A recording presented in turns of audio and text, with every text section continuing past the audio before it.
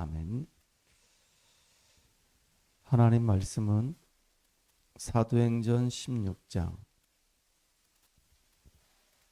6절에서 10절까지 말씀을 같이 합독하겠습니다.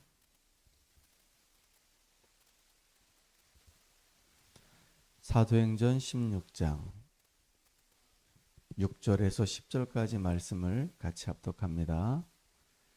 성령이 아시아에서 말씀을 전하지 못하게 하시거늘 그들이 프루기아와 갈라디아 땅으로 다녀가 무시아 앞에 이르러 비두니아로 가고자 했으되 예수의 영이 허락하지 아니하시는지라. 무시아를 지나 두루아로 내려갔는데 밤에 환상이 바울에게 보이니 마게도냐 사람 하나가 서서 그에게 청하여 이르되 마게도냐로 건너와서 우리를 도우라 하거늘 바울이 그 환상을 보았을 때 우리가 곧 마게도냐로 떠나기를 힘쓰니 이는 하나님이 저 사람들에게 복음을 전하라고 우리를 부르신 줄로 인정함이로라. 아멘. 어제 우리 주일 오전 예배 때 설교 제목이 살인하지 말라라고 하는 설교 제목을 가지고 같이 말씀을 나눴습니다. 내가 나를 죽이는 것을 보고 자살이라고 얘기하고 내가 다른 사람을 죽이는 걸 보고 살인이라고 얘기합니다. 때때로 우리가 어려움 당할 때 죽고 싶다 이런 생각 들 때가 있고요. 또 어떤 사람과의 관계 속에서 너무 화가 날 때는 진짜 저 사람 죽이고 싶다 이런 악한 생각이 들 때가 있어요. 그때마다 우리는 어떻게 해야 되겠습니까? 왜 그런 일들이 나한테 일어나는지를 우리가 잘 점검해야 되는 거예요. 영적인 눈을 뜨고 그런 상황 속에서 우리는 많은 답들을 찾아내야 되는 겁니다. 우리가 죽고 싶다 이런 생각이 들 때는 언제냐? 내가 감당할 수 없는 큰 문제들이 나를 짓누를 때입니다. 나를 찾지 못하고 낙심하게 되고 좌절하게 되고 또 문제 앞에서 내가 너무나도 무기력할 때 나는 아무 소망도 희망도 없구나 라고 생각할 때 나는 너무 무능하구나 라고 생각할 때는 이게 우울증과 이렇게 겹치게 되면 거기에 사단이 역사하게 되면 죽고 싶다 이런 생각이 들어요. 또 언제 우리가 사람을 죽이고 싶을까요? 내 안에 나도 모르게 이런 영적인 문제가 있는 가운데 어떤 열등감이라든가 아니면 비교의식이라든가 이런 것들이 막 생길 때 내가 인정을 못 받을 때 내가 뭐 사기를 당했다 속은 것 같다 억울한 일을 당했다 막 화가 막 치밀어 온다 그렇게 영적인 문제와 함께 그 속에 어떤 사건을 계기로 해서 미움이 막 싹트기 시작하면은 이게 이성을 상실하게 만들어 버려요. 그리고 해서는 정말로 안 될 일까지 이제 벌어진단 말이에요. 우리 주변에 이렇게 자살하는 사람도 많았었고 정말로 다른 사람을 죽이는 이런 사건 사고 관련된 뉴스도 우리는 참 많이 들었습니다. 우리가 살고 있는 이 세상이 지금 이렇단 말이죠. 그러면 이 험난한 이 세상 속에서 우리는 어떻게 살아야 될까요? 어떻게 하면 이 문제들을 우리는 해결할 수 있을까요? 성경에 분명히 이야기하고 있거든요. 내가 비록 나를 죽이지 않아도 내가 사람을 죽이지 않아도 형제를 미워하는 것만도 살인하는 거라 그랬거든요. 내가 형제에게 욕을 하는 것만도 사람을 죽여가지고 심판받는 것처럼 내가 형제들을 욕하는 것만도 결국은 심판을 받는다고 얘기했거든요. 그러니까 우리가 은혜 받는 게 너무 중요한 겁니다. 우리가 제일 첫 번째가 해야 할 일이 하나님 만나야 되는 거예요. 매일매일 사건과 만남과 일 속에서 우리가 하나님 만난다고 한다면 달라지겠죠. 어제도 잠깐 말씀드렸잖아요. 똑같은 어려움을 당했다 그래서 자살을 하거나 똑같은 어려움을 당했다 그래서 사람을 죽이거나 그렇지 않거든요. 진짜 거기에 사단이 강하게 역사하니까 결국은 그런 일들이 벌어지거든요. 그 사람의 영적인 상태, 그 사람의 영적인 수준에 따라서 사단이 역사하니까 결국은 자살도 하게 되고 사람도 죽이는 그런 일들이 벌어지는 겁니다. 우리가 평상시 하나님 만나게 되면 문제 왔을 때도 그 문제 속에서 우리는 답을 찾아낼 수 있어요. 요셉은 형들의 시기 때문에 결국은 감옥 갔지만, 아니 노예로 갔지만은 그 문제 앞에서 요셉은 좌절하거나 낙심하거나 무너지지 않았거든요. 형들을 막 죽이고 싶을 정도로 미울 거 아니겠습니까? 자기 신세를 보니까 막 너무 억울하고 막 한탄스러울 거 아니겠습니까? 자살 충동이 일어나고 막 살인 충동이 일어나고 막 그럴 텐데 안 그랬거든요. 왜 그랬냐? 하나님 만났거든요. 하나님과 함께하는 축복 누렸거든요. 그리고 예배를 통해서 그 속에서 기도를 통해서 하나님 앞에서 문제와 사건 앞에 답을 찾아냈거든요. 내가 왜 지금 노예로 있어야 됩니까? 아버지의 사랑을 받던 내가 왜 노예로 있어야 됩니까? 형들은 왜 나를 노예로 팔았습니까? 난 너무 억울합니다. 이렇게 얘기 안 했거든요. 하나님 미속의 하나님 계획이 무엇입니까?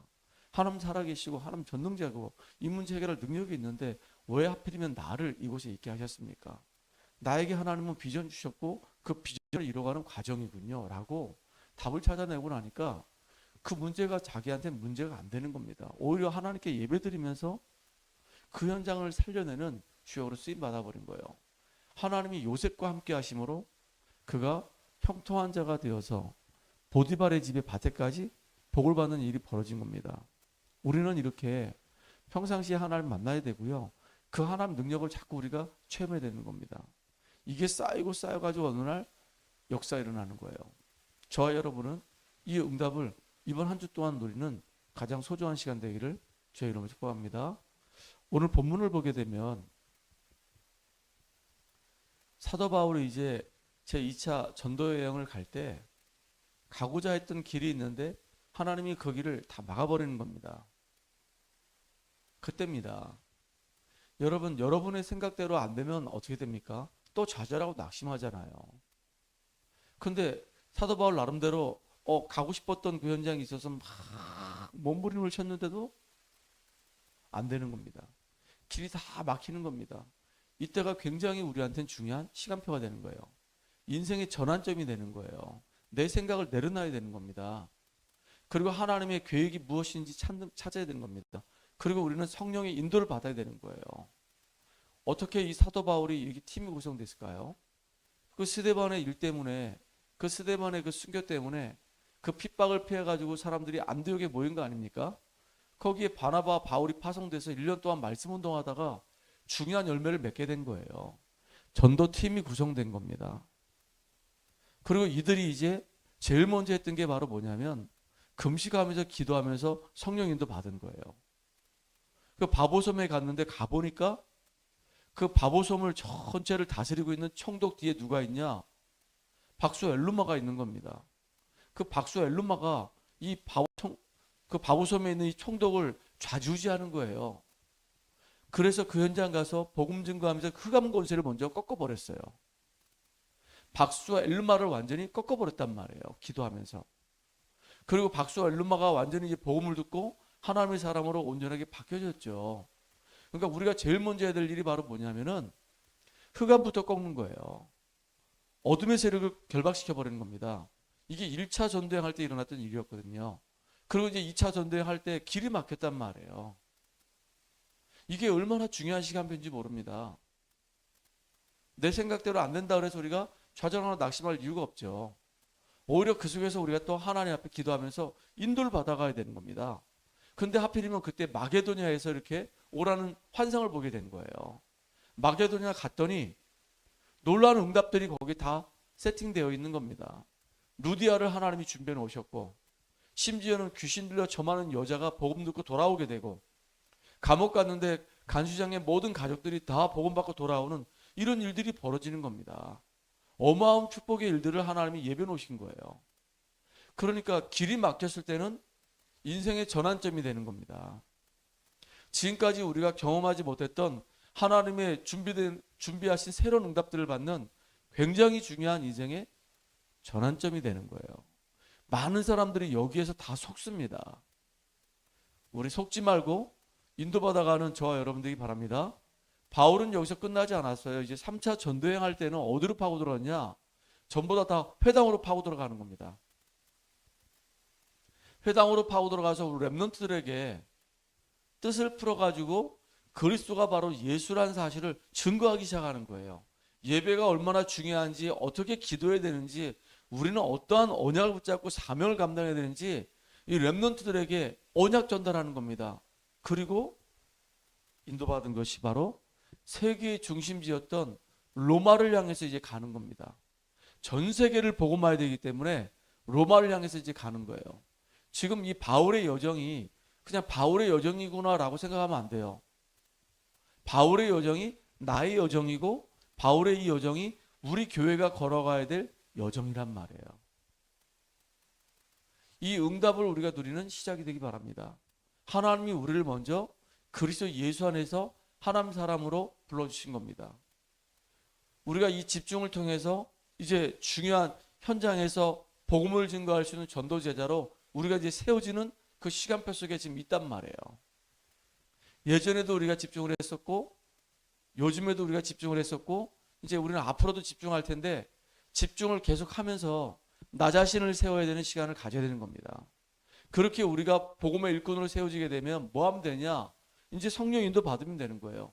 그럼 하나님이 예비된 그 축복들을 우리가 현장에서 우리가 확인할 수가 있는 겁니다.